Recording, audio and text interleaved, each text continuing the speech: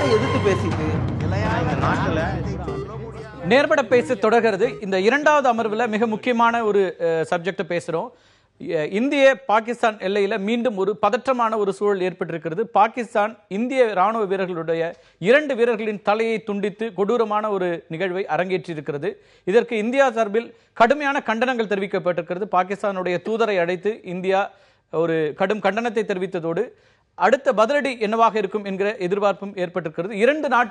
இரண்டு நாடுகளுடைய உறவும் எப்படி இருக்க போகிறது, எப்படி இருக்க வேண்டும் என்பது குறித்த விவாதங்களும் எழுந்திருக்கின்றன. இது குறித்து தான் இந்த அமர்வில் நாம் விவாதிக்க இருக்கின்றோம். இந்த அமர்வில் நம்மோடு இணைகிறார்கள் ஏற்கனவே நம்ம முதல் அமர்வில் இருந்த பாரதிய ஜனதா கட்சியினுடைய திரு குமரகுரு இந்த அமர்விலும் நம்மோடு தொடர்ந்து இணைகிறார். மார்க்சிஸ்ட் கம்யூனிஸ்ட் கட்சியின் சார்பாக திரு கனகராஜ் நம்மோடு இந்த அமர்வில் இணைகிறார். அதே போல ஓய்வு பெற்ற ராணுவ அதிகாரி கர்னல் ஹரிகரன் நம்மோடு இணைகிறார். காங்கிரஸ் கட்சியினுடைய மூத்த தலைவர்கள் ஒருவரான திரு பீட்டர் அல்போன்ஸ் தன்னுடைய இல்லத்திலிருந்து நம்மோடு இந்த அமர்வில் இணைகிறார். அனைவருக்கும் வணக்கம். திரு பீட்டர் அல்போன்ஸ், உங்கள்கிட்ட தொடங்குற இந்த சம்பவங்களை எப்படி பாக்குறீங்க? 2 ராணுவ வீரர்களுடைய தலை துண்டிக்கப்பட்டிருக்கிறது. இது முதல் முறை இல்லை என்றாலும் கூட இந்த நிகழ்வு என்பது 2 நாடுகளுக்கு இடையே ஒரு பதற்றமான ஒரு சூழலை ஏற்பட்டிருக்கிறது. இந்தியா பாகிஸ்தான் தூதரை அழைத்து கடுமையான கண்டனங்களையும் பதிவு செய்திருக்கிறது.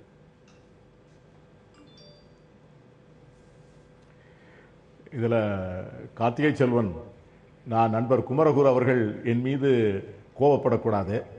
நான் இன்னைக்கு காஷ்மீரில் நம்முடைய ராணுவ வீரர்களுக்கு நடந்த இந்த மிகப்பெரிய கொடுமை, மனிதநேயத்திற்கு எதிரான மிகப்பெரிய தாக்குதல், போர்க்காலங்களிலே கூட ஒரு எதிரி நாட்டுக்கு செய்யக்கூடாத அளவிலே செய்யப்பட்ட இந்த மிகப்பெரிய கொடுமையை நான் முழுமையாக எதிர்க்கிறேன். இந்த நேரத்திலே நம்முடைய ராணுவ வீரர்களோடு அவர்களை ஆதரித்து அவர்கள் பின்னால் இந்த நாடு நிற்கிறது என்கிற செய்தி அவர்களுக்கு சொல்ல வேண்டும் என்பதிலே எனக்கு மாற்று கருத்தில்லை.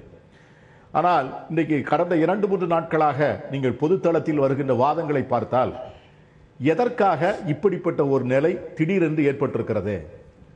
அதாவது நான் நண்பர் குமரகுருவுடைய நினைவு குறிப்புகள் சரியாக இருக்கும் என்று சொன்னால், இதை போன்ற ஒரு சம்பவம் ஐக்கிய முற்போக்கு கூட்டணி ஆட்சியிலே நடந்தது.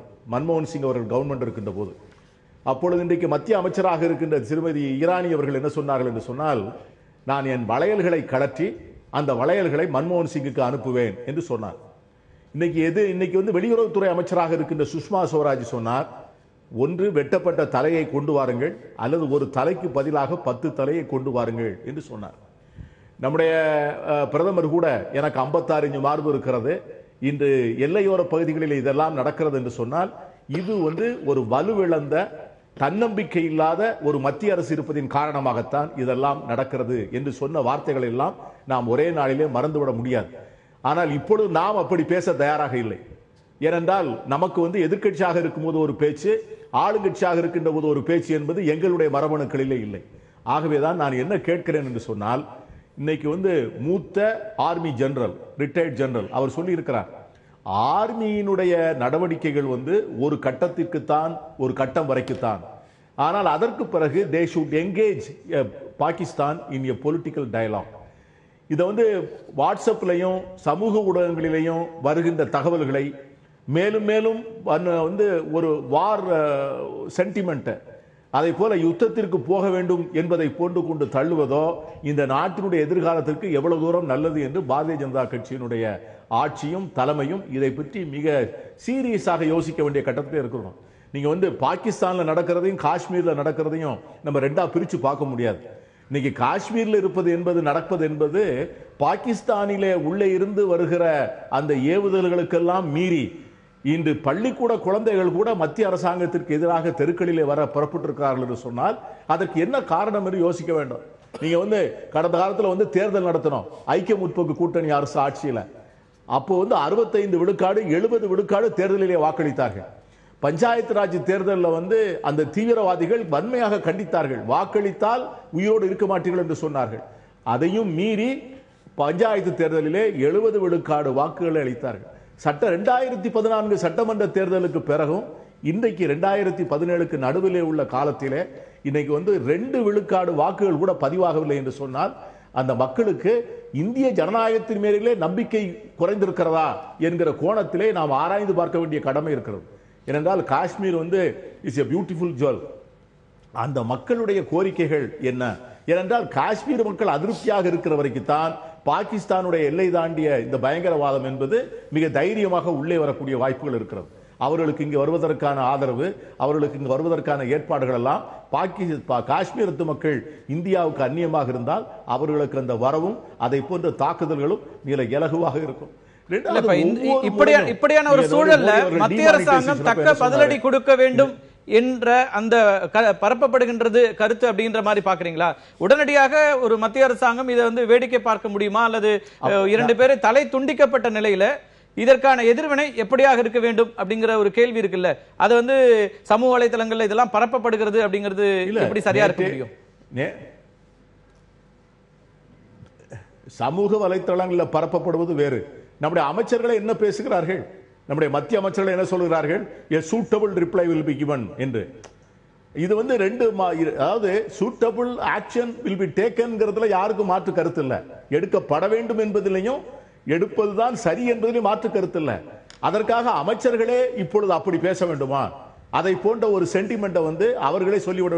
இன்னைக்கு வந்து நீங்க பாத்தீங்கன்னா இன்னைக்கு அந்த இறுதி ஊர்வலத்தில் எவ்வளவு பெரிய ஒரு சூழ்நிலைகள் அங்கே உருவாகி இருக்கிறது என்று பார்க்கின்ற போது அந்த குழந்தை கேட்கிறது, அந்த இறந்து போன சிப்பாயினுடைய மகள் கேட்கிறது, என் தகப்பனுடைய தலைக்கு பதிலாக 50 தலைகள் வர வேண்டும் என்று கேட்கிறது. இது வந்து எவ்வளவு தூரத்திற்கு இந்த நாட்டினுடைய எதிர்காலத்தை யுத்தத்தை தவிர்க்கக்கூடிய ஒரு வகையிலே கொண்டு செல்வதற்கான முயற்சிகளை எப்படி நமது அரசு எடுக்க போகிறது? இந்த அணுகுமுறையில தான் பிரச்சனை இருக்குது திரு பீட்டர். இந்த அணுகுமுறை தான் கேள்விக்குள்ளாக்குது. இல்ல, இந்த அணுகுமுறையை தான் ஏற்கனவே அவங்க கேள்விக்குள்ளாக்குனாங்க. ஏற்கனவே இருந்த யூபி அரசாங்கத்துல ஒரு பலவீனமான அரசாங்கமாக இருக்கிறது, ஒரு கடுமையான நிலைப்பாட்டை எடுக்கிறதுக்கு மறுக்கிறது என்கிற வாதங்களை வைத்தாங்க. இப்போ ஒரு 2 பேர் தலை துண்டிக்கப்படும் போதும் நம்ம வந்து இன்னமும் பேசணும், இல்ல அவங்க எதிர்வினை ஆற்றதுல இன்னும் பொறுமை காக்க வேண்டும் அப்படிங்கறதுலாம் நீண்ட காலமா நீங்க ஒரு சொல்றதுல ஏற்றுக்கொண்டாலும் கூட அப்படியான ஒரு எதிர்வினையோட நம்ம எவ்வளவு நாள் இதை பார்த்துக்கிட்டே இருக்கிறது அல்ல எதிர்கொண்டே இருக்கிறது? அவங்க 2 பேரை தலை துண்டிப்பாங்க, இல்ல 10 பேர் தலை துண்டிக்கப்பட்டாலும் இன்னமும் பேச வேண்டும் அப்படிங்கிற நிலைப்பாட்டை தான் எடுக்கணுமா? இதை பாரி நீங்க ஐக்கிய முற்போக்கு கூட்டணி ஆட்சியில இதை போன்ற ஒரு சம்பவம் நடந்த பிறகு அதற்கு பிறகு ஏன் அந்த சம்பவம் திரும்ப நடக்கவில்லை? ஆனால் இன்று வந்து இந்த சம்பவம் 3வது முறையாக நடந்திருக்கிறதே, என்ன காரணம்? அது ஒரு பலவீனமாக அரசா இருக்கிறது என்று சொன்னது எவ்வளவு தூரம் உண்மை என்பதை இன்று அவர்கள் சிந்தித்து பார்க்க தயாராக இருக்கிறார்களா? ஒரு முறை அந்த சம்பவம் நடந்த பிறகு the rest of the government's tenure in office இந்த சம்பவம் மீண்டும் நடக்கவே இல்லை. அதற்கு என்ன செய்யப்பட்டது என்பது கூட யாருக்கும் தெரியாது. எப்படி வந்து அந்த தாக்குதல் நடத்தப்பட்டது என்று கூட யாருக்கும் தெரியாது. ஆனால் இன்று 3 நாளைக்கு ஒரு முறை நடக்கிறது. நீ கடந்த ஒரு 4-5 நாட்களாக பார்த்தீர்கள் என்று சொன்னால் இந்த 3 ஆண்டுகளில் இறந்த சிவிலியன்ஸ், இந்த 3 ஆண்டுகளில் இறந்த ராணுவ வீரர்கள், பார்டர் செக்யூரிட்டி போர்ஸுடைய வீரர்கள், பொதுமக்கள், இவர் எல்லாவற்றையும் கணக்கு போட்டு பார்த்தால் கடந்த காலங்களில் இருந்ததை விட 3 மடங்கு 4 மடங்கு அதிகமாகி இருக்கிறது என்கிற புள்ளி விவரத்தை இந்த அவர்கள் மறுக்க முடியாது. பாகிஸ்தானோட ஒரு சுமூகமான உறவை நடத்த முடியுதா மேம்படுத்துவதற்கு பிரதமரே தனிப்பட்ட முறையில் நிறைய முயற்சிகள் எடுத்தாரு. அவங்க நிறைய டிப்ளமசி எல்லாம் கையாண்டாங்க. அவர் இங்க வந்து பார்த்தார். அவரை முதல் முறையாக பதவியேற்பு ஏற்கும் போதே அழைத்திருந்தார். அதே போல இதற்கு பிறகு இங்கிருந்து அவர் சென்று போய் பார்த்தார். எல்லா முயற்சிகளும் எடுக்கப்பட்டன. பாரதிய ஜனதா கட்சி தலைமையில் இருக்கிற அந்த மத்திய அரசாங்கத்தினுடைய சர்ஜிக்கல் ஸ்ட்ரைக் ஆபரேஷன்ஸை நீங்களும் வரவேற்றீர்கள். அப்படியான விஷயங்களும் நடந்துகிட்டு தானே இருக்குது. அப்ப முழுமையா வந்து இந்த ஆட்சி அல்லது இந்த அரசினுடைய அணுகுமுறை தவறாயிடுச்சு, அதனாலதான் அடுத்தடுத்த நிகழ்வுகள் நடக்குது அப்படின்னு சொல்ல முடியுமா? நம்முடைய பிரதமருடைய அணுகுமுறையில வந்து ஒரு கண்டினியூட்டி இல்ல, ஒரு எராட்டிக் பிஹேவியர். அவர் தான் சொன்னார், இன்னைக்கு வந்து நீ பாகிஸ்தான்ல பேசினாலே நீ எப்படி பிரியாணி கொடுத்தன்னு கேட்டார். பாகிஸ்தானுடைய பிரதமர் வந்தார். அவர் வந்து அவருடைய தர்காவுக்கு போனார், அஜ்மீர் தர்காவுக்கு. அங்க இருக்கிற ஒரு மாவட்ட ஆட்சித்தலைவர் வெளிநாட்டினுடைய ஆட்சியாளர் தலைவரை வரவேற்று சாப்பாடு கொடுத்தார். அதை வந்து கொச்சைப்படுத்தினார் இதே நரேந்திர மோடி அவர்கள் தன்னுடைய தேர்தல் பிரச்சாரத்தின் போது. ஆனால் அதே நரேந்திர மோடி அவர்களை தன்னுடைய பதவி பிரமாணத்திற்கு அழைத்தார். அதற்கு பிறகு தன்னுடைய வருடாவருடம் நடத்துகின்ற அந்த பாகிஸ்தான் டே, அதற்கு கூட அந்த தூதரகத்திற்கு போகாமல் இருந்தார்கள். அதற்கு பிறகு பேச்சுவார்த்தைக்கு வருகின்ற போது அவர்கள் ஹரியத் லீடர்களை கூப்பிட்டார்கள் என்பதற்காக அந்த தூதரகத்தை கூப்பிட்டு கண்டித்தார். ஆனால் அதற்கு பிறகு என்ன செய்தார்? பாகிஸ்தான் பிரதமருடைய மகளுக்கு இங்கே இருந்து பட்டுப்புடவை அனுப்பி வைத்தார். அவருடைய பிறந்த நாளுக்கு திடீரென்று போய் வாழ்த்து சொன்னார். நான் என்ன சொல்லுகிறேன் என்று சொன்னால், வேர் இஸ் த கண்டினியூட்டி? உங்களுடைய நிலைப்பாடு என்ன? ஒரு நாட்டினுடைய ஒட்டுமொத்தமான வெளியுறவு கொள்கைக்கு அந்த வெளியுறவுத்துறை அமைச்சருக்கே சம்பந்தம் இல்லாமல் பிரதமர் அலுவலகமே நடத்துகிறதே, இது எந்த ஜனநாயக நாட்டிலே உண்டு? அதை போன்ற கேள்விகளுக்கெல்லாம் இன்று பாஜக பதில் சொல்ல வேண்டாமா? நம்ம தொடர்ந்து பேசலாம். இணைப்புல இருங்க திரு Peter. the neighbor is not வந்து அவர் கிரியேஷன். இணைப்புல இருங்க, தொடர்ந்து பேசலாம். திரு குமரகுரு நிறைய கேள்விகள் எழுப்பியிருக்கிறார் திரு பீட்டர். ஒரு கன்சிஸ்டன்சி இல்லாத ஒரு அணுகுமுறை இருக்கிறதா பாகிஸ்தானோட அப்படிங்கிறது பிரதானமான கேள்வி. பீட்டர் சொல்றது வந்து எனக்கு அவர் என்ன சொல்ல வர்றாரு கடைசி வரைக்கும் எனக்கு தெரியல. 2014க்கு முன்னாடி அங்க வந்து பீஸ்ஃபுல்லா இருந்த ஒரு இடத்த காஷ்மீரும் பாகிஸ்தானும் இப்போ 2014க்கு அப்புறம் மோடி அவர்கள் வந்தோடனே கண்டினியூட்டி இல்லை, அவரோட பிஹேவியர்னால ரொம்ப எராட்டிக்கா போச்சுன்னு சொல்ல வராரா? இல்லை 2014க்கு முன்னாடி எப்படி இருந்துச்சுன்னு எனக்கு எல்லாருக்கும் தெரியும். நான் திரும்பி உங்களை கேட்கிறேன், என்னன்னா நீங்க 60 வருஷமா இருக்கும்போது அந்த இடத்த அந்த பிரச்சனை ஏன் தீர்க்க முடியல? அதே கஷ்டம் நீங்க அது அப்போ அங்க இருக்கும்போது என்ன கஷ்டத்தை நீங்க உணர்ந்தீங்க? பக்கத்து ஸ்டேட் நீங்க சொன்ன neighbour is not your choose. நீங்க எப்போனாலும் போய் நீங்க வாங்கிட்டு வந்து நீங்க எடுத்து பக்கத்துல இருக்க நீங்க சூஸ் பண்ண முடியாது. அப்போ நீங்க என்ன அளவுகள் வச்சீங்க, நாங்க என்ன அளவுகள் வச்சோம்? இதுல என்ன தடுமாற்றம் என்ன இருக்கு? கண்டினியூட்டி என்ன இல்லை? அவர் வீட்டு வரைக்கும் போய் சகோதரத்துவமா அவர்கிட்ட பேசிட்டு வரோம். இந்த பக்கம் யூரி தாக்குதல் வரும்போது திருப்பி தாக்குறோம். எல்லா விதமான எல்லாம் செஞ்சுட்டு இருக்கோம். ஆனா நீங்க இங்க நடக்கும்போது மட்டும் இது தவறு, நீங்க உங்களோட இது சரியில்லை, நீங்க முதல்ல ஆரம்பிக்கும் போதே நல்லபடியா ஆரம்பிச்சு அதே சமயத்துல வளையல போட்டுக்கிறீங்களா அப்படின்னு சொல்றதெல்லாம் வந்து இப்ப யாரை தூண்டி வர்றதுக்கு? இப்ப என்ன சொல்ல வர்றார்? இப்ப நாளை காலையில போய் பாகிஸ்தானோட போருக்கு போகணுமா இல்ல பேச்சுவார்த்தை நடத்தணுமா? பேச்சுவார்த்தை நடத்தணும்னு சொன்னா இத்தனை வருஷமா ஏன் பேச்சுவார்த்தை நடத்தல? பாகிஸ்தானோட பேச்சுவார்த்தை நடத்துறது தோல்வி தான் நடக்குது திருப்பி. அப்ப போருக்கு போகணும்னா நீங்க ஓப்பனா சொல்லுங்க, காங்கிரஸ்னா சொல்லுங்க போருக்கு போங்கன்னு. போருக்கு போகும்போது இப்ப இருக்க சூழ்நிலை போர் தாங்குமா அந்த நாடு அப்படின்னு கேட்கிறாரு. இன்னொரு கேள்வி கேட்டாரு, இத்தனை நாளா நாங்க இருக்கும் போது இவ்வளவு நடக்கல, இப்ப நிறைய நடக்குது. நடக்கும் என்ன? அப்பெல்லாம் உள்ள வர முடியல அவங்களால, இந்தியா உள்ள வர முடியல. அப்ப உள்ள இந்தியா உள்ள வந்து பாம்பேல வந்து பாம்பு போட்டாங்க, டெல்லியில பாம்பு போட்டாங்க, ஹைதராபாத்ல பாம்பு போட்டாங்க. இப்ப உள்ள வர முடியல. அப்ப அந்த கோவம் முழுக்க பவுண்டரியில தான் இருக்கும். அந்த கோவத்தை அப்படிதான் ரிட்டாலியேட் பண்ணுவாங்க. நாங்க திருப்பி ரிட்டாலியேட் பண்ணிட்டு இருக்கோம். இதுல வந்து நீங்க இது வந்து 60 வருஷம் பிரச்சனையே ஒரே நாள்ல வந்து 3 வருஷத்துல நீங்க தான் அதை கொண்டு வந்து வச்சீங்க அப்படின்னு சொல்றதே தவறு. அவரும் பீட்டர் அல்போன்ஸ் சொன்ன மூத்த அரசியல்வாதிகள்லாம் என்ன சொல்லணும், நம்ம எல்லாரும் ஜாயிண்டா இது எப்படி பண்ணணும் அப்படின்னு சொல்றதை விட்டுட்டு 2014 வரைக்கும் நல்லா இருந்தது, நீங்க வந்து 3 வருஷம் தான் நிறைய கொலை நடக்குது, நிறைய தலை துண்டிப்பு எல்லாம் நடக்குது அப்படின்னு சொல்றாங்கன்னா அவங்க நம்மளை பார்த்து பயப்படுறாங்க. நம்ம எவ்வளவோ சொல்றோம். ஆனா பாகிஸ்தான்ல ஒரு விஷயம் புரிஞ்சுங்க, இந்தியாவை பொறுத்த வரைக்கும் ஒரே கண்ட்ரோல், ஒரே தலைவர், ஒரே கண்ட்ரோல் தான் நம்ம நாடு எப்பவுமே. ஆனா பாகிஸ்தானை பொறுத்த வரைக்கும் அங்க பிரதமர் அதிபர் ஒரு பக்கம் போவாரு, அங்க இருக்கிற ராணுவ தளபதிகள் ஒரு பக்கம் போவாங்க, அங்க இருக்கிற தீவிரவாதிகள் ஒரு பக்கம் போவாங்க. 3 பேரையும் ஒருங்கிணைத்து கொண்டு வரதெல்லாம் முடியாது. இந்த ஆர்குமெண்ட் அவங்களோட ஆட்சிக்கு அது பொருந்தி இருக்கும்ல, அதுதான் அவர் கேட்கிறார். அதுதான் சொல்றேன், நாங்கள் என்ன செய்தோம் என்பதை விளம்பரப்படுத்தாமல் செய்தோம், ஆனால் எந்த நிகழ்வும் நடக்கல. விளம்பரப்படுத்த நாங்க கேட்டது யார் வேணாலும் உள்ள வந்து குண்டு போட்டு போறாங்களே, என்ன உங்க அரசாங்கம் நடக்குது அப்படின்னு கேட்கறதுக்கும், அண்ணன் ஒரு சொல்லுங்க, இது வரைக்கும் இந்த 3 வருஷத்துல எங்கேயாவது ஒரு இடத்துல நகரத்துல வந்து அங்க பாகிஸ்தான் வந்து ஊடுருவி வந்து குண்டு போட்டாங்கன்னு சொல்லுங்க. அந்த கோபத்தை அவங்க அப்படி காட்டுறாங்க. அதை நம்ம வேற மாதிரி தான் பேச்சுவார்த்தை மூலமா தீர்க்க முடியும், இல்லைன்னா வேற மாதிரி பண்ணணும். எடுத்த உடனே நம்ம போய் போர் வைக்கிறதோ, நாளை காலையில் இன்னைக்கு காலையில் ரிட்டாலியேட் பண்ணிருக்காங்க. 6 பேர் வந்து அதிகாரப்பூர்வமற்ற தகவல் 5-6 பாகிஸ்தான் மிலிட்டரிக்காரங்க சாக்கடிச்சிருக்காங்க. இது இப்படிதானே பண்ண முடியும். நம்ம வந்து எடுத்த கவுத்தன்னு எரிகிற இதுல போய் எண்ணெயை ஊத்துற மாதிரி நீங்க போய் அடிங்க. இல்ல அவர் அப்படி சொல்லல, அடிங்கன்னு சொல்லல. அவருடைய அவர் என்ன சொல்றாரு, அடிப்படையான வாதமா இருக்கிறது இல்ல இப்படி போறீங்க எப்படி போறீங்கன்னு கேக்குறாரு. இது ஒரு சூழலை, அப்படியான போர் சூழலை உருவாக்காதீங்க, அது நல்லதல்லங்கிறது தான் அவருடைய அடிப்படையான வாதமா. இல்ல நீங்க இருக்கும்போது பீஸ்ஃபுல்லா இருந்தீங்களா பீட்டர்? அதாவது தம்பி குமரகுரு, நீங்க எனக்கு ஒரு பதில் சொல்லுங்க. அதாவது பம்பாயில ஏற்பட்ட நிகழ்ச்சி, அகல் பிகாரி வாஜ்பாய் இருக்கின்ற போது பாராளுமன்றத்திற்குள்ளே வந்தார்கள். பாராளுமன்றத்திற்கு உள்ளே வந்து பிரதமரை உள்ளே வைத்து பிரதமரை கதவை பூட்டி பாதுகாக்கக்கூடிய அளவிற்கு அன்றைக்கு பாரதிய ஜனதா கட்சி ஆட்சி நடந்தது. நான் அதை சொல்லல. இதாவது எங்க இந்த நாங்கள் இருக்கின்ற போது நடந்த தேர்தல்கள் வந்து எந்த விதமான பாதுகாப்பும் இல்லாமல் அப்பாவி பொதுமக்கள் இருக்கிற இடத்திற்கு வந்தார்கள், யாரும் எதிர்பார்க்காத சூழ்நிலைகளே. ஆனால் உங்களுடைய ஆட்சியிலே ராணுவ கிடங்கு பதான்கோட்டில் இருந்த ராணுவ கிடங்கிலே வந்து இருந்தவர்களுக்கு நீங்க அதற்கு பிறகு என்ன செஞ்சீங்க? நீங்க ISI கொண்டாந்து பார்வையிட அனுமதித்தீர்கள். எந்த நாட்டிலாவது இதை செய்வார்களா?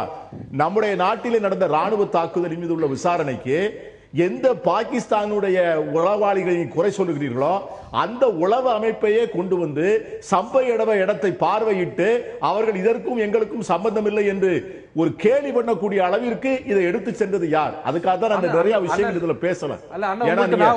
அவர்கள் தொடர்ந்து கேட்டார்கள் என்று சொன்னால் நானும் சொல்வதற்கான நான் ஒரு கேள்வி கேட்கிறேன். அதே பாராளுமன்ற தாக்குதல்ல அங்க இருக்கிற அத்தனை பேரையும் சாகடிச்சிட்டு அதுக்கு மூளையா செயல்பட்ட அப்சல் குருவை தூக்குல போட சொல்லும் போது தூக்குல போடக்கூடாது சொன்னது எந்த கட்சி? அப்போ உங்கள்ட்ட சாஃப்டா தான் இருப்பாங்க. பாகிஸ்தான் எப்பவுமே காங்கிரஸ் ஆட்சி இருக்கும்போது சாஃப்டா தான் இருப்பாங்க. நீங்க வந்து இந்த இப்போ இந்த முகமது ஆசார் என்று சொல்லக்கூடிய இந்த பயங்கரமான தீவிரவாதியை வெளியுறவுத்துறை அமைச்சரோடு பாதுகாப்பு கொடுத்து எஸ்கார்ட் கொடுத்து அவரை வந்து தேடப்படுகிற தீவிரவாதிகளை பத்திரமாக கொண்டு போய் பாகிஸ்தானிலே இறக்கிவிட்ட பெருமையை உங்களுக்கு தான் உண்டு. தொடர்ந்து பேசலாம். மற்றவருடைய கருத்தை கேட்டு வர முதல்கட்ட கருத்துக்களை கேட்டு விவாதத்துக்குள்ள போலாம். திரு கனகராஜ், எப்படி பார்க்கறீங்க இப்போ இருக்கிற இந்த இரு நாட்டு உறவுகள்ல இப்படியான அணுகுமுறை ஒரு கன்சிஸ்டன்சி இல்லை அப்படின்னு திரு பீட்டர் ஒரு பார்வையை முன்வைக்கிறாரு. ஆனால் தலை துண்டிக்கப்பட்ட பிறகும் கூட இப்படிதான் அணுக வேண்டி இருக்கிறதா? உண்மையில் இந்த தாக்குதலில் தங்களுடைய உயிரை கொடுத்திருக்கக்கூடிய நம் நாட்டு இளைஞர்களுக்கு என்னுடைய வணக்கத்தை செலுத்துகிறேன். அந்த குடும்பங்களுக்கு என்னுடைய இரங்கலை தெரிவித்துக் கொள்கிறேன், சகோதரத்துவத்தை தெரிவித்துக் கொள்கிறேன். மிகப்பெரிய கடுமையான சூழல். 2008க்கு பின்பாக 2016 தான் மிக அதிகமாக நம்முடைய இராணுவ வீரர்கள் எல்லையில் கொல்லப்பட்ட சம்பவங்கள் மிக அதிகமாக நடந்தது. 52 பேர் வரை கொல்லப்பட்டிருக்கிறார்கள். 82 பேர் 2008க்கு பின்னால மிக அதிகமாக நடந்தது இந்த காலத்தில் தான். 2007 122 பேர் இறந்திருக்காங்க. திரு பீட்டர் அல்போன்ஸ் அவர்கள் சொன்னதை நான் முழுமையாக ஏற்கிறேன். ஒரு அரசாங்கத்துக்கு ஒரு கன்சிஸ்டன்சி எப்போதுமே அவசியம். ஒரு நிலைத்த பார்வை. ஒரு அடி வாங்கிட்டா உடனே கொந்தளிக்கிறது, அப்புறம் உங்களுக்கு விருப்பப்பட்டீங்கன்னா யார்ட்டையும் சொல்லாமல் பறந்து போய் அவரை கட்டி பிடிச்சிக்கிட்டு நான் உனக்கு பிறந்தநாள் வாழ்த்து சொல்கிறேன்னு சொல்கிறது ரொம்ப சைல்டிஷான பல விஷயங்கள் நடந்தது உலகத்தில். எனக்கு தெரிஞ்சு எல்லா நாட்டிலும் இணக்கமான உறவை உருவாக்குவதற்கு போய் பார்த்தா அது வந்து உங்களுக்கு பிடிச்சான. அப்ப நீங்க மன்மோகன் சிங் அவருடைய ஆட்சி காலத்தின் இறுதியில் 2013 அவர் நியூயார்க் போகும்போது நவாஸ் ஷரீஃபை சந்திப்போம் என்று சொன்னபோது திரு நரேந்திர மோடி என்ன பேசினார் என்பது அவருடைய ட்வீட்டில் இருக்கு. நான் இப்போ எடுத்து காமிக்க முடியும். ஒரு தாக்குதலுக்கு பின்னால் நீங்கள் போக முடியுமா அப்படின்னு. நவாஸ் ஷரீஃபை இவர் சந்திக்கிறதுக்கு முன்னால் எந்த தாக்குதலும் எல்லையில் நடக்கலையா அப்படிங்கிறது. அதில் தான் ஒரு கன்சிஸ்டன்சி தேவை. உலகத்திலேயே இவர்கள் எதை மூலதனமாக்கி வந்தாங்க அப்படின்னு நீங்க பாத்தீங்கன்னா, இல்ல நீங்க ரெண்டு சம்பவங்களையும் ஒரே நீங்க சொல்றதை கேட்டுக்கிற ரெண்டு நிகழ்வுகளையும் ஒரே மாதிரி பார்க்க முடியுமா? அன்னன்னைக்கு சூழல்ல இருக்கிற சர்வதேச அரசியலும் சேர்த்து பார்க்க வேண்டி இருக்கிறது. மோடி எப்போ அங்க போனாரு, அதற்கு பின்னால் இருந்த சர்வதேச அரசியல் என்ன, ஜியோ பொலிட்டிக்கல்ல அங்க என்னெல்லாம் நடந்துட்டு இருந்த அந்த சூழல்ல அப்படிங்கறதையும் நம்ம பார்க்க வேண்டியிருக்கு. அதுதான் அதை கணக்கில் எடுக்காமல் நீங்கள் பேச முடியாது. எந்த அரசாங்கம் இருந்தாலும் இன்னைக்கு ஒருவேளை சிபிஎம் ஆட்சி பொறுப்பில் இருந்தால் கூட இப்படி ஒரு தாக்குதல் நடத்துக்கக்கூடும். அதெல்லாம் வந்து கள்ளம்பெருசா காப்பாம்பெருசாங்கிறது மாதிரி மொத்தமாக நீங்கள் வந்து சேவ் பண்ணிட முடியாது யாராலையும். நான் அதை சொல்லவில்லை. அவர் சொன்ன திரு நரேந்திர மோடி அவர்களுடைய பிஜேபியினுடைய அப்ரோச் இதில் 3 வகை இருக்குது. ஒன்று இராணுவ ரீதியாக, இன்னொன்று சம்பந்தப்பட்ட நாட்டோடு நீங்கள் நடத்துகிற பேச்சுவார்த்தை, மூன்றாவது சர்வதேச அளவில் அந்த நாட்டுக்கு எதிராக நீங்கள் உருவாக்குகிற கருத்து. இது 3ம் சேர்ந்ததாக இருக்கணும், 3ம் தொடர்ச்சியாக இருக்கணும். வெறும் இராணுவ ரீதியாக உலகத்தில் எந்த நாடும் தீர்வை கண்டுவிடவே முடியாது. வேணா நீங்கள் அழிச்சுக்கிட்டே உட்கார்ந்துருக்கலாம். உலகத்திலேயே ஒரு நாட்டில் எங்கள் பிரதமர் புத்திசாலி என்று சொல்வதற்கு பதிலாக எங்கள் ஆளுக்கு தான் 56 இன்ச்சு மார்புன்னு சொல்லி ஆட்சிக்கு வந்த இவர்கள் எப்படி ஹேண்டில் பண்ணாங்கன்னு நான் சொல்கிறேன். பர்மா பார்டரில் டெரரிஸ்ட் இருக்காங்க, அவங்கள அடிக்க அந்த அரசாங்கம் உங்களுக்கு ஒரு வழி கொடுக்குது. யாரும் தன்னுடைய ஏர் ஸ்பேஸுக்குள்ளே இன்ட்ரூட் ஆகிறத, உள்ளே நுழைஞ்சு வர்றதை யாரும் ஏற்றுக்கொள்ள மாட்டாங்க. உங்கள் பவுண்டரியை தாண்டதை அனுமதிக்க மாட்டாங்க.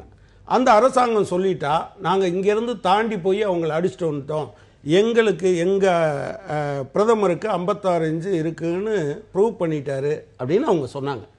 அடுத்த நாள் அவன் என்ன சொல்லிட்டான், பர்மா என்னுடைய பார்டரை யாரும் கிராஸ் பண்ணலைன்னு சொல்கிறான். சொல்ல வேண்டிய நிர்பந்தம் வரும், யார் இருந்தாலும் சரி அப்படிதான் சொல்லுவாங்க. ஒரு குறைந்தபட்ச ஞானம் இருக்கா? சுஷ்மா ஸ்வராஜ் எனக்கு தெரிந்து அவர் திரு பீட்டர் அல்போன்ஸ் சொன்னது மாதிரியான ட்வீட்ஸ் நிறையா, இன்டிசிசிவ் இனப்ட் இவர் பிரைம் மினிஸ்டர் என்று மன்மோகன் சிங்கை அட்டாக் பண்ணாங்க. நீங்கள் ஒரு ஃபாரின் மினிஸ்டர் இந்த காலத்தில் எங்கேயாவது அவங்கள பயன்படுத்தியிருக்கீங்களா நீங்கள் ப்ராப்பராக? இவர் தான் போவார், இவர் தான் பேசுவார். ஒரு தனி நபருடைய இதாக இருந்தது. நான் இன்னொன்னு அந்த பாலிசினால தான் இதெல்லாம் நடந்துட்டு இருக்கு. இல்ல வெளியுறவுத்துறை அமைச்சர் இதெல்லாம் டீல் பண்ணி அந்த பிரச்சனை வந்து இல்ல ஒரே நேரத்தில் 3 முனையிலும் நீங்கள் கவனம் செலுத்த வேண்டும் என்று சொல்லுகிறேன். 1, ராணுவத்தை திறமையாக பயன்படுத்துவது. 2, சம்பந்தப்பட்ட நாட்டோடு பேச்சுவார்த்தை நடத்துவது. 3, சர்வதேச நிர்பந்தத்தை. இப்படி எடுத்துங்களா, நீங்க வெளியுறவுத்துறை அமைச்சர் போய் ஒரு பேச்சுவார்த்தை நடத்துவதை விட பிரதமர் அமைச்சரே பேசும்போது அதுக்கு கூடுதலான ஒரு அக்கறையோடு அவர் பேசுறாருன்னு எல்லா மினிஸ்டரையும் டிஸ்மிஸ் பண்ணிருங்களேன், யாருமே வேண்டாம்னு சொல்லிருங்க. எனக்கு தெரிஞ்ச திரு ஜெய்சங்கர் அவர் வலதுசாரி கொள்கையாக இருந்தாலும் சரி திறமையானவர் என்று நான் கருதுகிறேன். இவர்களை நீங்க எப்படி பயன்படுத்தி ஜெய்சங்கர் வச்சு தான் இருக்காரு, அவர் தான் இப்பவும் ஃபாரின் செக்ரட்டரி, அவர் தான் இதெல்லாம் இல்ல நீங்க எப்படி செயல்படுகிறீர்கள் என்பதோடு சம்பந்தப்பட்டது. 2வது திரு பீட்டர் அல்போன்ஸ் சொன்ன ஒரு விஷயம் இருக்கு. ஹபீஸ் சையத்தை போய் வேத் பிரதாப் வைத்தை பார்த்தாருன்னா அது வந்து சரி, இன்னொருத்தரை பார்த்தாருன்னா அது சரியில்லை. இங்க நம்ம திருச்சியில வந்து அவர் பேசினார் 26/8/2013 இங்க வந்து பேசினார் 13ல். என்ன சொன்னார்? நீங்கள் அவர் பேசுகிற போதெல்லாம் நீங்கள் பார்த்தீங்கன்னா பல விஷயங்களை உங்களால் சொல்ல முடியும். அதாவது சார் கூட சொன்னார், உள்ளே வந்து தாக்குனாங்களா, அவர் பத்தான்கோட் மட்டும் சொன்னார். உரி தாக்குதல் என்ன, அப்புறம் இன்னொன்று அது என்னது பம்பாரியா, அங்கே தாக்குதல் நடந்தது என்ன, உங்கள் இராணுவ முகாமுக்குள் வந்து இந்த காலத்தில் அடிப்பதற்கு அவர்களுக்கு தைரியம் வந்திருக்கிறது. இதில் நான் என்ன சொல்ல வர்றேன் அப்படின்னா, ஒரு இராணுவத்துக்கு இவ்வளவு சிரமம் இருக்குல்ல, ஒரு இராணுவத்துக்கு நீங்கள் வந்து மினிமம் கவர்மெண்ட் மேக்சிமம் கவர்னன்ஸ்னா பேசுனீங்க. இப்போ உங்கள் மந்திரி சபையில் 72 பேரை நியமிக்க முடியும்னா 68 பேரை நியமித்து வச்சுருக்கீங்க. ஒரு இராணுவம் இவ்வளவு ஒரு சிரமமான காலத்தில் ஒரு மந்திரியை உங்களால் நியமிக்க முடியாதா? நீங்கள் என்ன அதன் மீது உங்களுக்கு என்ன அக்கறை இருக்குது? நீங்கள் பேசுகிறதான் பெருசாக பேசுவீங்களே தவிர பேசிக்காக 1 வருட காலத்திற்குள், 1 வருட காலம் கூட இல்லை, 6 மாத காலத்திற்குள் இந்தியாவினுடைய எல்லைக்குள் வந்து இராணுவ முகாமுக்குள் பத்தான்கோட், ஊரி, இன்னொரு இடம், 3 இடத்துல வந்து அடிச்சுட்டு போறான்னா நீங்க உங்களுடைய மேனேஜ்மெண்ட்ல பிரச்சனை இருக்குன்னு உங்களுக்கு புரியலையா? சரி, தொடர்ந்து பேசலாம். நான் ஓய்வு பெற்ற ராணுவ அதிகாரி திரு ஹரிஹரன்ட்ட கேட்க விரும்ப, இந்த அரசியல் பார்வைகள் போக இந்த மாதிரியான சூழல்ல அரசாங்கம் எப்படி செயல்படணும், இல்லை எப்படி செயல்பட்டிருக்கும், அதை சொல்றதுக்கு முன்னால் ஒன்று சொல்ல விரும்புகிறேன். ஏன் இவ்வளவு வருஷமா இருக்குதுன்னு கேட்டா, இதே மாதிரி வாதங்களை நான் கேட்டுட்டு இருக்கேன். 50 வருஷமா இதே கேட்டுட்டு இருக்கேன். இதே மாதிரி அரசியல் கருத்துக்களை மாற்றுக் கட்சிகள் எப்போது தாக்கிட்டு இருக்கும். பதவியில் இல்லாத போது நான் திரு பீட்டர் அல்போன்ஸை குறை சொல்லலை. ஏன்னா இதான் எல்லா கட்சிகளும் பண்ணிட்டு இருக்குது. ஒருங்கிணைந்து ஒரு நாட்டுக்கு செயல்படுத்த முடியலன்னா நமக்கு ஜனநாயகத்துக்கு நம்ம லாயக்கு இல்லைன்னு அர்த்தம். 60 வருஷமா இது நடந்துட்டு இருக்குதுயா. ஆள் செத்துட்டு இருக்கான். 6878 என்னவோ செத்துருக்காங்க ஜேஎன்கேல 87 இன்னும் இந்த நாட்டில் இந்த மாதிரி பேசிட்டு எவ்வளவு நாள் கடத்த போறோம்? பழசை எடுத்து மேற்கோள் காட்டிட்டு ஒருத்தர் சாட்டிட்டு இருக்கிறத பயன் யாருக்கு? என்ன யூஸ்? பொதுமக்களுக்கு யார் சொல்லுவது? ஜேஎன்கேல ஒவ்வொரு தனி மனிதனுக்கும் 91,000 ரூபாய் செலவு பண்ணுறோம். கெரசின் சப்சிடி, ரைஸ் சப்சிடி, எல்லாம் சப்சிடி கொடுத்துட்டு நம்ம வரி பணத்துலேருந்து கொடுத்துட்ருக்கோம். அவன் கல்லெடுத்து அடிக்கிறான். இங்கே வந்து கல்லெடுத்து அடிக்கிறவன் மேலே ஃபயர் பண்ணலாமா கூடாதான்னு இங்க உட்கார்ந்து அரசியல்வாதிகள் விவாதிக்கிறார்கள். நம்ம ஆளு சாகறாங்க. இந்த அப்ரோச் நீங்க சொல்ற உங்களுடைய உணர்வுகள் புரியுது. நம்ம வந்து ராணுவ வீரர்கள் இழந்திருக்கிறோம், இந்த நேரத்தில் உணர்வு வயப்படுறோம். ஒரு ராணுவ அதிகாரியாக நீங்க பாக்குறதா இல்லைங்க, நான் சாதாரண மனிதனா பேசுகிறேன். ஜேஎன்கேக்கு நம்ம 91,000 கொடுத்திருக்கிறோம் அப்படின்னா இந்தியால தானே இருக்கு. அதுவும் அதனால என்ன உங்களுக்கு வந்து ஏன் நம்ம அந்த பார்வை தான் பிரச்சனைன்றாங்க. அந்த பிரிச்சு பார்ப்பதுதான் இப்ப அங்க இருக்கிற மக்கள் நம்மோடு ஒன்றிணைந்து இருக்கல, அவன் ஒன்னா இருந்தான்னா இவங்களுக்கான யாரையும் கிராஸ் ஃபயர் ஆகி வர மாட்டாங்க. நீங்க தானே இது 60 வருஷம் 3 வருஷம் அப்படின்னு பேசிட்டு பண்ணிட்டு இருக்கீங்க. நீங்க தானே இதை பண்ணிட்டு இருக்கீங்க. எல்லாம் இவங்க தான் பண்ணிட்டு இருக்காங்க. இது எப்படி இல்ல இந்த மாதிரி நான் as a taxpayer I am simply offended.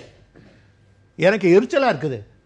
இந்த மாதிரி வாதங்களை ஆக்கப்பூர்வமாக அரசியல் கட்சிகள் ஒருங்கிணைந்து இந்த மாதிரி முடிவெடுக்கலாம் நாடு அப்படின்னு ஏன் சொல்லக்கூடாது? ஏன் அதை வைக்க மாட்டாங்க? வெளியே இருந்துட்டு பேசுவாங்க. அரசியல் ரீதியாக ஏன் கூப்பிடக்கூடாது?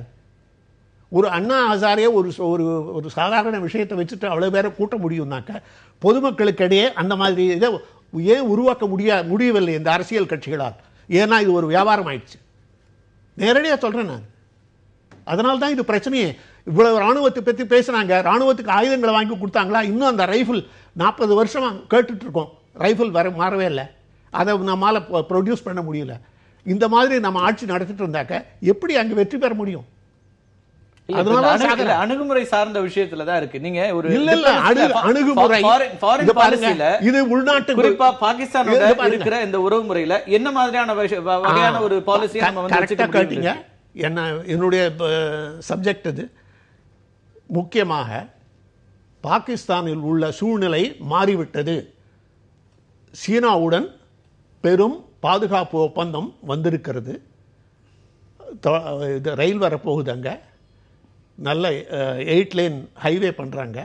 அதனால் எந்த நேரமும் பாகிஸ்தானை தாக்கினால் சீனாவுடன் சேர்ந்து அதற்கு பதிலடி கொடுக்கும் சூழ்நிலை உள்ளது. அது பண்ணுவாங்களா மாட்டாங்களான்றது வேற விஷயம். அதனால் இந்த மாதிரி பழைய குப்பையை கிளறிட்டு இருந்தாக்க பயனே கிடையாது. புதிய பாதுகாப்பு சூழ்நிலை உருவாக்க வேண்டும். அதற்கு முக்கியமாக ராஜதந்திர முறையாக எடுக்க வேண்டும். அந்த ராஜதந்திரம் என்னங்கிறது அது அப்படி வராது. ஒரு நாடு மட்டுமல்ல, பாகிஸ்தானோட என்னத்தை பேசுவது? இல்லைன்னா ஜேஎன்கேல அவர்களோட தீவிரவாதிகளோட என்ன பேசுவது? அவங்க 6 இது வச்சிருக்காங்க குறிக்கோள்கள். என்னென்ன பேச்சுவார்த்தை எப்ப நடத்தப்படும் அது ஒண்ணு கூட நீங்க ஒத்துக்க முடியாது. அது ஏனெனில் அது அந்த நாட்டினுடைய கட்டமைப்புக்கு ஒவ்வாது. அந்த மாதிரி சூழ்நிலையில ஒரு புதிய உருவகத்தை உண்டாக்க வேண்டும். இந்த மாதிரி அரசியல் கட்சிகள் வாதம் பண்ணிட்டு இருந்தா முடியாது.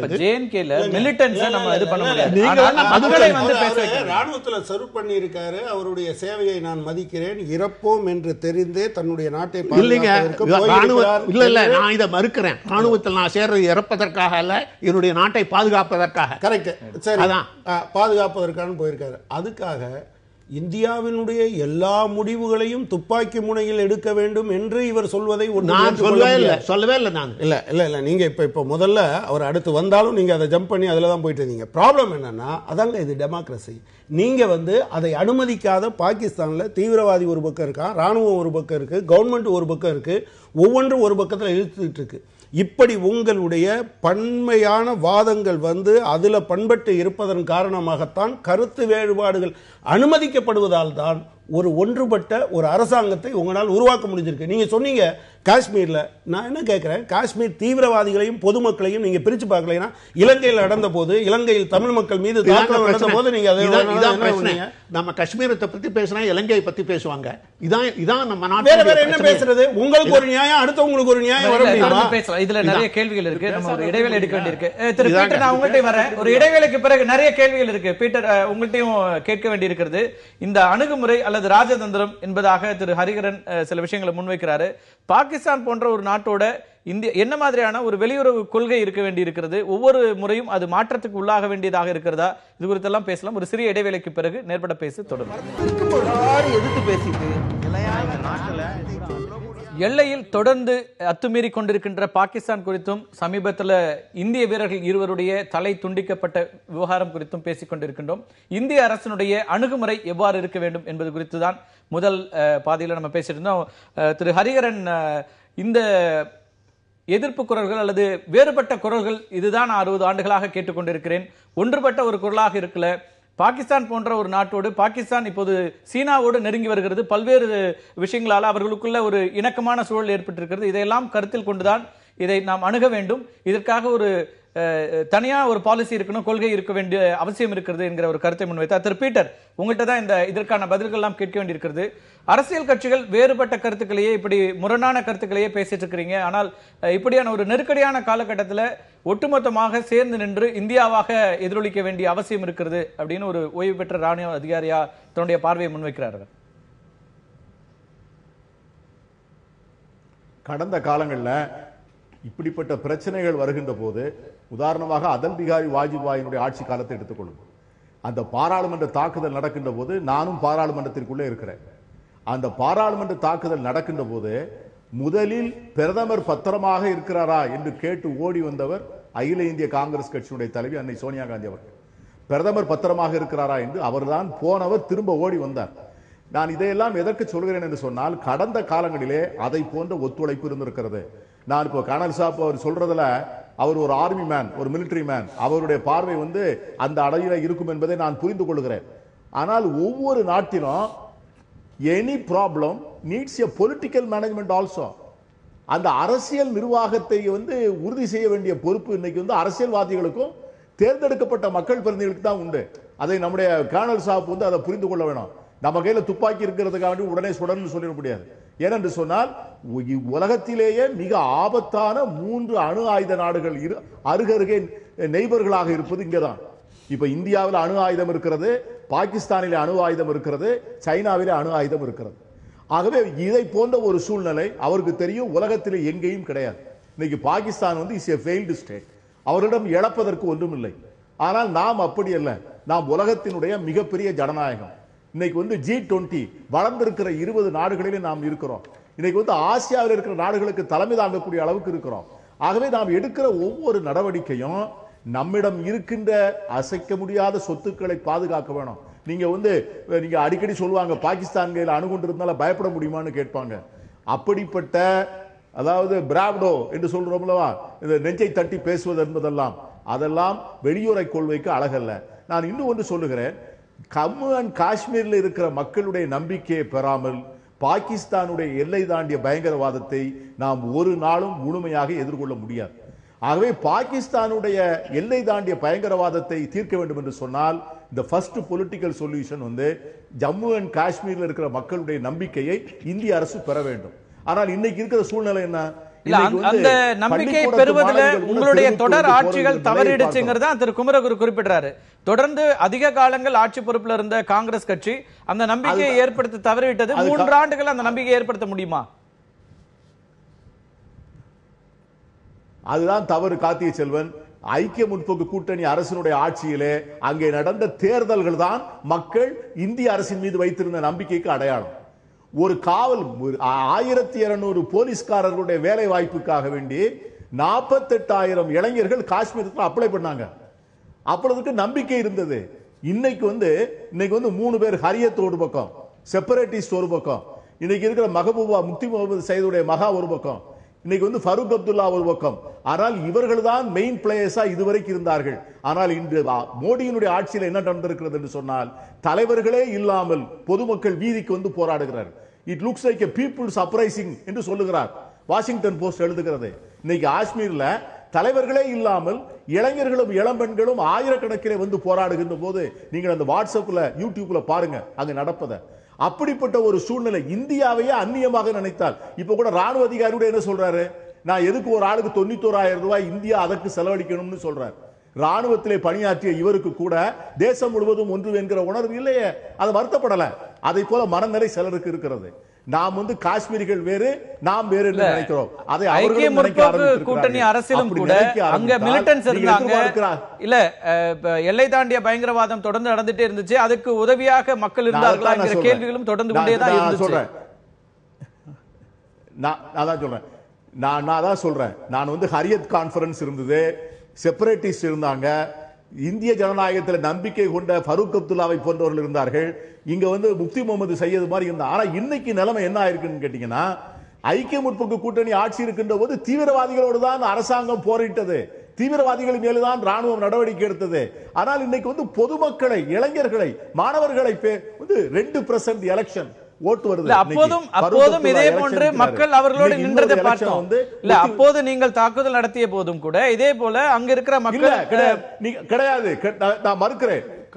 எண்ணிக்கை அடிப்படையில் இருக்கலாம், ஆனால் சம்பவங்கள் அடிப்படையில் இருக்கலாம். அப்போதும் கல்லெறிந்த சம்பவங்கள் நடந்தன, அது இல்லன்னு முழுமையா மறுக்க முடியுமா திரு பீட்டர்?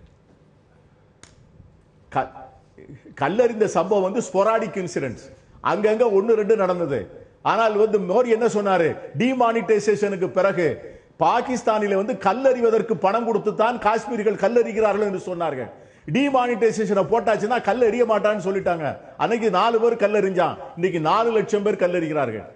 ஆகவே இந்த பிரச்சனையினுடைய ஆழத்தை நாம் புரிந்து கொள்ள வேண்டும். நீங்க முன்வைக்கிற விஷயம் என்ன? இப்ப இந்த பிரச்சனையுடைய ஆழம் இவ்வளவு தூரம் இருக்கு அப்படின்னா இப்ப எப்படி கையாளணும் அப்படின்னு காங்கிரஸ் கட்சி நினைக்கிறது.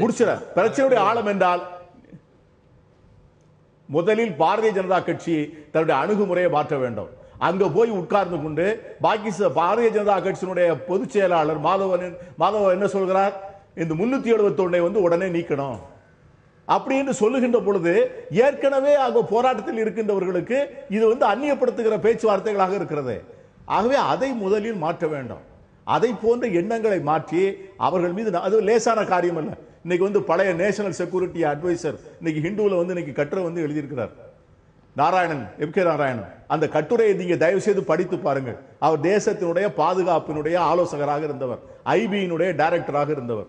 அவர் எழுதுகிறார், இது நாள் வரை நடந்த சம்பவங்கள் வேறு காஷ்மீரிலே, ஆனால் இன்று நடக்கிற சம்பவங்கள் வேறு.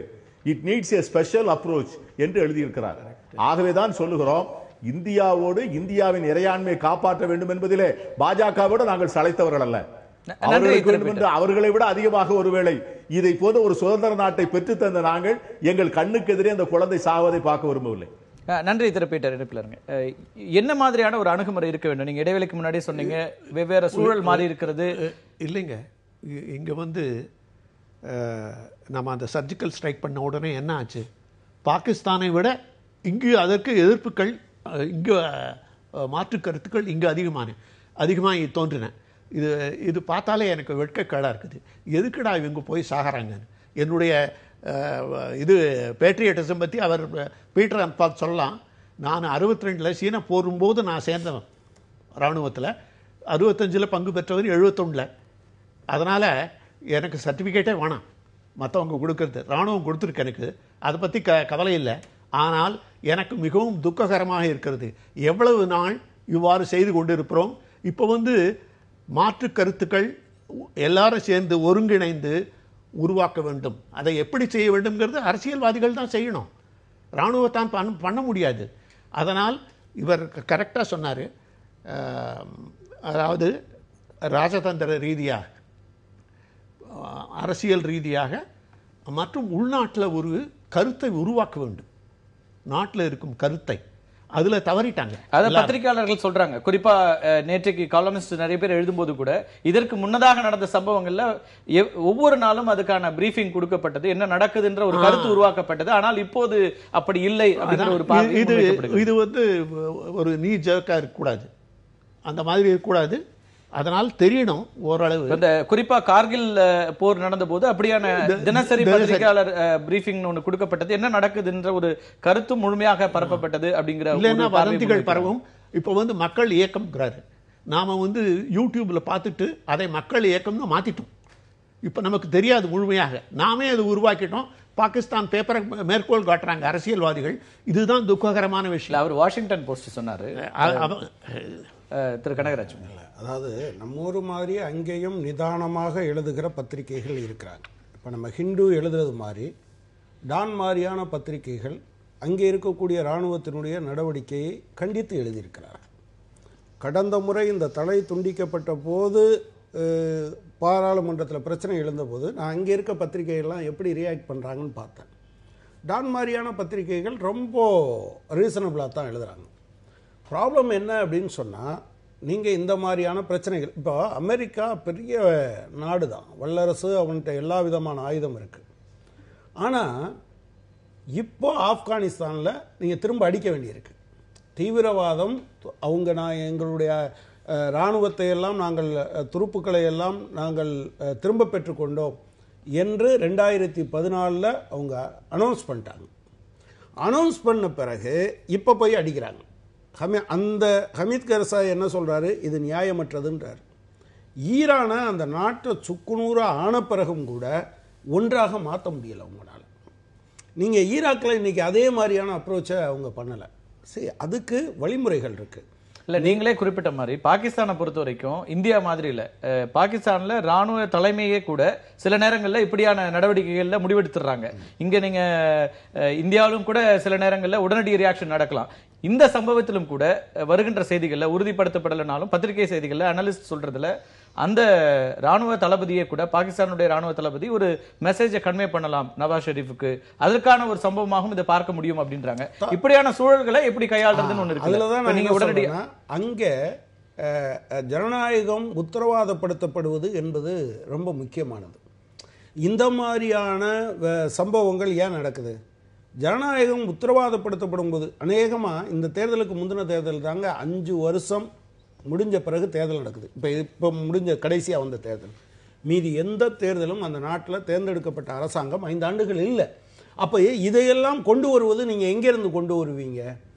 நீங்கள் அதைத்தான் நான் சொன்னேன். நான் திரும்ப திரும்ப சொல்லுவது, இராணுவ ரீதியான நடவடிக்கைகளே எந்த காலத்திலும் தேவையில்லை என்பது எங்கள் கட்சியோட நிலை இல்லை.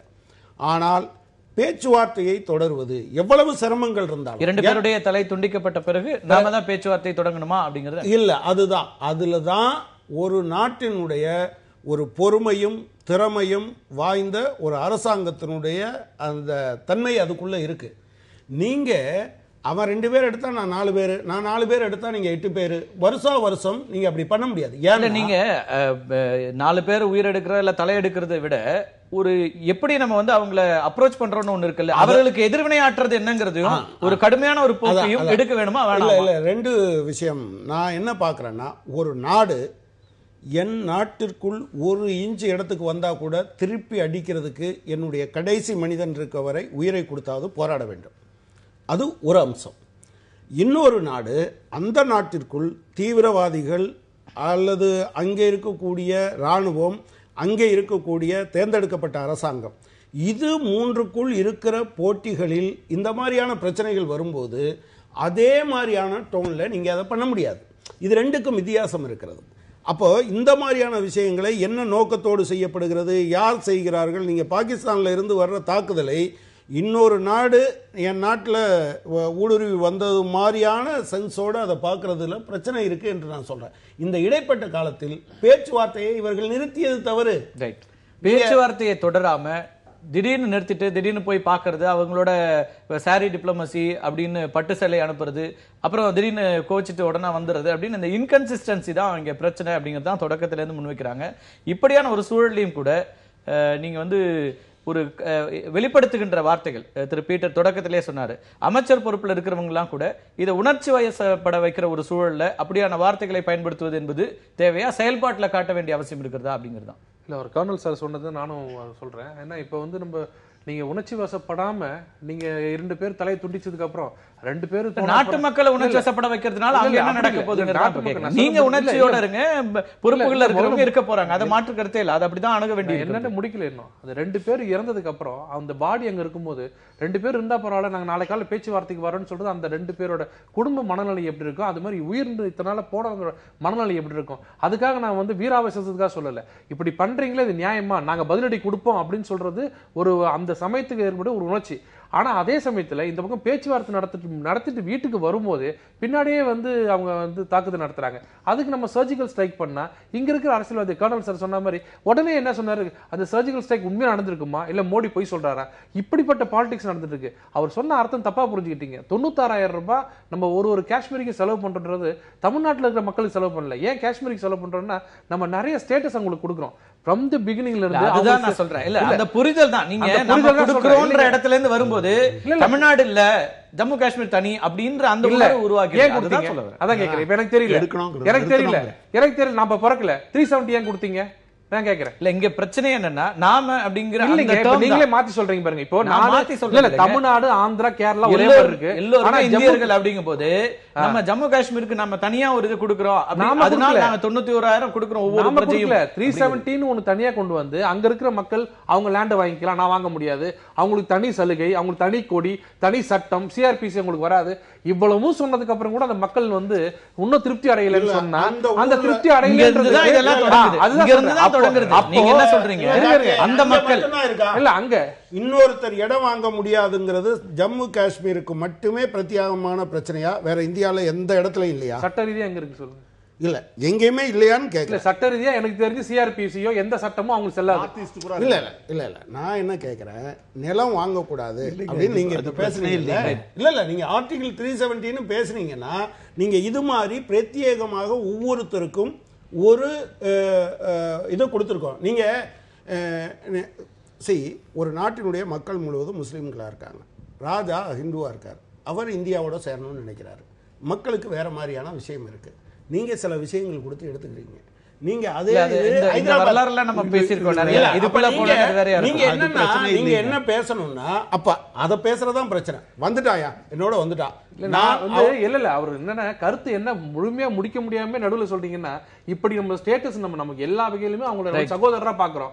ஆனா அந்த டிப்ளமசி எல்லாம் பார்த்து கூட 60 வருஷம் அவங்க காமிச்ச டிப்ளமசி, நாங்க காமிக்கிற டிப்ளமசி, இது எல்லாமே பாகிஸ்தான் தோத்து போகும்போது இல்ல கர்னல் அவர் சொல்ற மாதிரி எடுத்தவங்க நம்ம போய் சுடணும்னு சொன்னாலும் தவறு, இல்ல பேச்சுவார்த்தை நடத்தினாலும் பேச்சுவார்த்தை நடத்தி என்ன பிரயோஜனம், நீங்க வெளியில வர்றதுக்குள்ளே பின்னாடி வந்து அடிக்கிறான் அவங்கள அப்படின்னு சொல்றீங்க. அடுத்தது என்னதான் செய்யறது? நான் என்ன சொல்றேன், எல்லா பொலிட்டிக்கல் பார்ட்டியும் ஒன்னா இருந்து இப்படிதான் செய்யணும்னு சொல்லுங்க, செய்யலாம். எது செஞ்சாலும் தவறுன்னு சொன்னா இப்ப என்னதான் இதுக்கு வழி? இப்ப இவரு கனகராஜ் ஐயா சொல்லிட்டோமே இதுக்குதான் வழி. டிப்ளமசின்னு ஒரு வார்த்தை, அந்த வார்த்தை எல்லாமே அடக்கிடாது இல்ல. டிப்ளமசி எப்படி பாகிஸ்தானுக்கான கொள்கை என்பதை வடிவமைக்க வேண்டியது மத்திய அரசாங்கம், அதை எப்படி அணுக வேண்டியது அப்படிங்கறதெல்லாம் முஷரஃப் கூட்டு பேசினாரு, சொல்லாம கொள்ளாம போயிட்டாரு. நைட் இருந்துட்டு இருக்கும்போது காலையில போயிட்டாரு சொல்லாம. அப்ப இதுக்கு மேல என்ன பண்ண சொல்றீங்க? கூப்பிட்டாலும் வர மாட்டாங்க, சொன்னாலும் கேட்க மாட்டாங்க. இல்ல நீங்க அந்த பேச்சுவார்த்தை உண்மையிலேயே வாஜ்பாய் ரொம்ப மீனிங்ஃபுல்லா நடத்தினாருங்கிறது என்னோட அபிப்பிராயம். ஆனால் the forces within the BJP they disrupted that. ஆக்சுவலா அது நடந்திருந்தா அது பெட்டரா இருந்திருக்கும். அவரோட ஒரு ஒப்பந்தம் வரக்கூடாது என்பதில் இவங்களுக்கு இருக்கக்கூடிய பொலிட்டிக்கல் இன்ட்ரெஸ்டோட சேர்ந்து தான் அதை பார்த்தோம். அப்புறம் நீங்க இந்தியாவினுடைய நீங்க அங்க பதிச்ச யுபிஏ 1 ஏன் பண்ணல? நேரம் கடந்து போயிட்டு இருக்கோம்.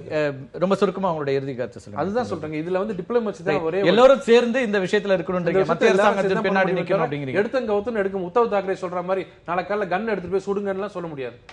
நான் சொல்ல வரேன், அவங்களும் அதே தான் சொல்றாங்க. ஒரு கன்சிஸ்டன்டான ஒரு பாலிசியை எப்பவுமே வச்சிட்டு இருக்கிறது நல்லது பாகிஸ்தானோடு, ரொம்ப குறிப்பா அப்படின்றாங்க. உங்களுடைய பார்வையும் நான் ஏற்றுக்கிறேன். குறிப்பாக ஒவ்வொரு முறையும் இப்போ ஜியோ பொலிட்டிக்கலா அந்த பகுதியில் நடந்துட்டு இருக்க சர்வதேச அரசியல் என்பதும் மிக முக்கியமாக பார்க்கப்பட வேண்டியிருக்கிறது. எந்த காரணமாக இருந்தாலும் இந்தியர்களுடைய இந்த உயிர் என்பது இந்திய ராணுவத்தில் ஒவ்வொரு வீரருடைய உயிர் போவது என்பதும் கூட மிக மிக கவலைக்குரியதும் கண்டனத்துக்குரியதுமாக இருக்கிறது. மீண்டும் ஒரு நிகழ்ச்சியில் சந்திக்கலாம் நண்பர்களே. நன்றி, வணக்கம்.